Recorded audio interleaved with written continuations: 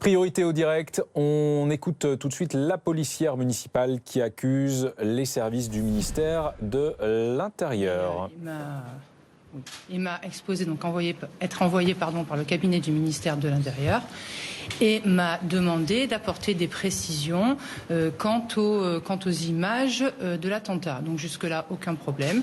Bien évidemment, c'est une réponse à laquelle nous pouvions tout à fait répondre. Toutefois, je me suis assurée de l'identité de la personne à laquelle je devais rendre des comptes. Donc, le commissaire qui est arrivé au CSU était en communication téléphonique avec cette personne, qui s'est présentée, qui a décliné son identité, qui ne sera pas révélée ce soir, mais qui le sera très prochainement, puisque toutes les pièces seront remises à la justice. Donc cette personne m'a bien confirmé être du cabinet du ministère de l'Intérieur et avoir besoin d'un positionnement exact des agents de police municipale, des agents de la police nationale, ainsi que du barriérage qui a été mis en place. Partant de là, donc encore une fois, requête à laquelle je pouvais tout à fait accéder. Là où ça a commencé à devenir problématique, c'est que quand j'ai eu cette personne au téléphone, elle m'a demandé d'effectuer une version modifiable. Donc évidemment, fait auquel je me suis opposée, tendu que si je signe un compte-rendu, ce n'est pas pour qu'il soit modifié par la suite. Et elle m'a avancé comme justification le fait que c'était plus simple en fait pour elle de pouvoir prendre des éléments et de les mettre au travers d'un communiqué qui à ce jour, dont je n'ai pas connaissance à ce jour. Donc, à la suite de cela, j'ai eu affaire premièrement à un commissaire de police. Ce commissaire de police s'est fait relever par un commandant de police, donc à peu près au bout d'une demi-heure.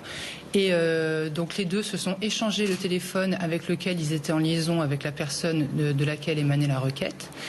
Et tout au long de la rédaction de mon rapport, j'ai été pressée, j'ai été harcelée. Cette personne n'a eu de cesse d'appeler et les appels se sont intensifiés au fur et à mesure de l'avancée dans le temps.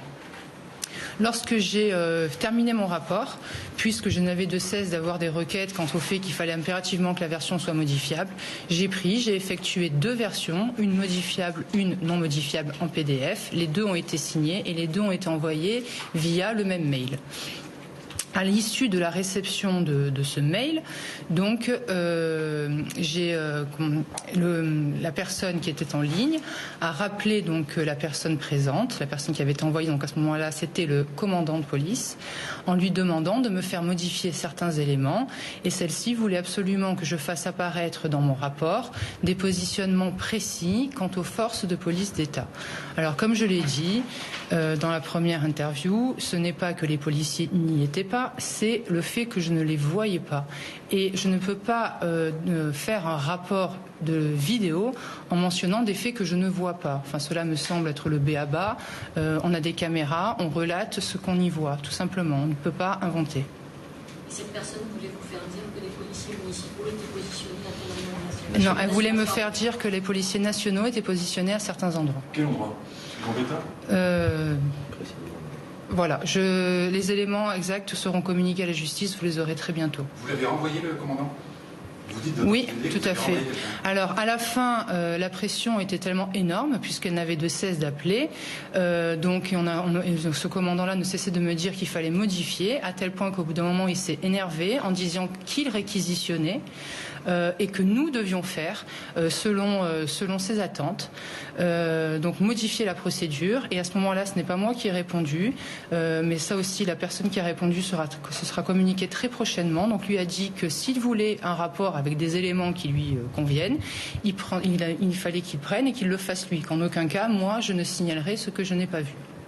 Donc, à la suite de cela, les coups de fil étant incessants, j'ai éteint mon ordinateur, j'ai demandé à la personne de bien vouloir sortir du bureau que j'ai fermé, et j'ai été jusqu'à l'ascenseur, j'ai appuyé et j'ai fermé la porte, et la personne, donc effectivement, elle a été renvoyée du CSU. Est-ce qu'il y a des témoins de cette scène, des gens qui vous ont soutenu? Oui, bien sûr.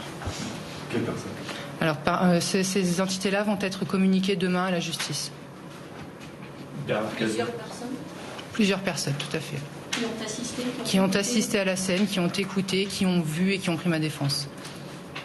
Bernard Cazeneuve, face à ces polémiques, parle de nausée. Est-ce que ça vous donne aussi la nausée, monsieur? Alors, nausée, c'est un très beau mot. J'ai envie de vous dire, aujourd'hui, on est face à une attaque terroriste et on a 84 victimes. On a victimes, c'est même pas le mot, on a 84 personnes décédées et des centaines de victimes. La nausée, c'est qu'aujourd'hui, le seul coupable, c'est le terroriste et qu'il va peut-être falloir arrêter de faire porter le chapeau à telle ou telle force de police.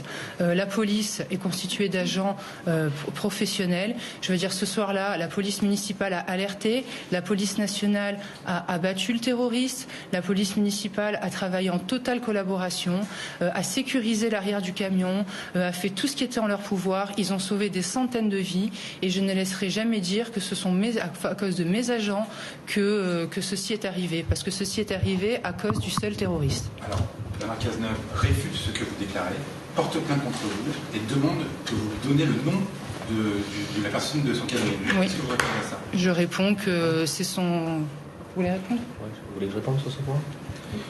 Sur cette question-là, effectivement, nous avons pris note des propos tenus par Monsieur le ministre de l'Intérieur, qu'il soit rassuré.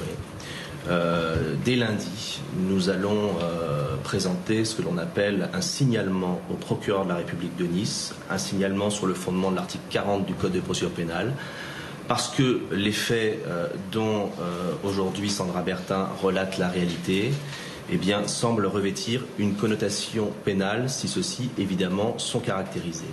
Dès lors, il est dans l'obligation d'une collectivité, mais également d'un agent, en l'espèce le chef du CSU, de devoir relater au procureur des faits qui peuvent revêtir une qualification pénale.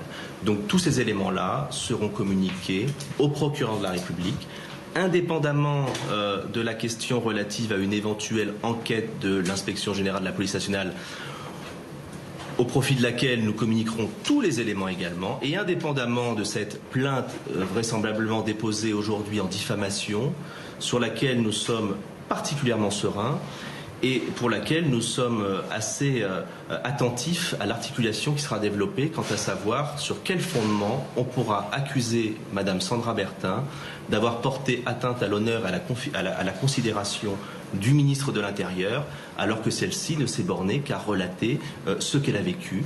Et nous disposons de l'ensemble des preuves, de témoignages précis, de mails permettant d'asseoir ces déclarations. Donc nous sommes très sereins sur la suite procédurale qui est envisagée.